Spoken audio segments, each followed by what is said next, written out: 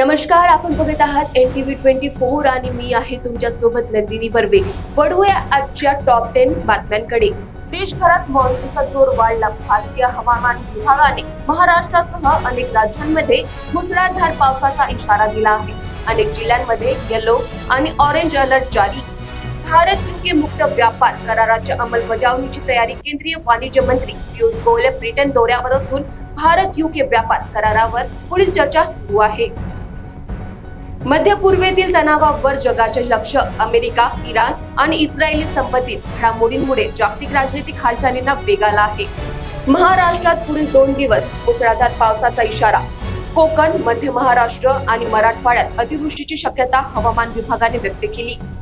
शक्तीपीठ महामार्ग प्रकल्पाला शेतकऱ्यांच्या विरोधानंतरही शक्तीपीठ महामार्गासाठी जमीन मोजणीची प्रक्रिया सुरू असल्याची माहिती समोर आली आहे। जुन्नरमध्ये 2200 वर्षापूर्वीचे 7 वाहनकालीन अवशेष सापडले। पुरातत्वीय उत्खननाने प्राचीन मणी, बोल आणि इतर ऐतिहासिक वस्तू सापडल्याने इतिहास संशोधकांमध्ये उत्सुकता वाढली। बारामतीच्या AI कृषी संशोधनाची जागतिक परिषदेसाठी निवड। शेतकऱ्यांसाठी विकसित करण्यात आलेल्या कृत्रिम बुद्धिमत्ता आधारित संशोधनाची संयुक्त राष्ट्राच्या परिषदेत निवड झाली आहे। नागपूरमध्ये वाढत्या गुन्हेगारीवर विधानसभेत चिंता।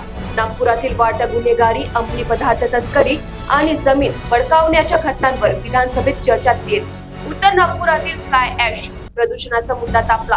फ्लाय ऍश मुळे नागरिकांच्या आरोग्यावर परिणाम होत असल्याचा मुद्दा विधानसभेत उपस्थित करण्यात आला। नागपूर पोलिसांकडून AI आधारित तपास यंत्रणा।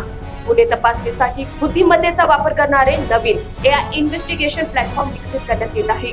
तर हे होत्या आजच्या टॉप 10 बातम्या। आता समोरील बातम्यांसाठी बघत रहा NTV 24।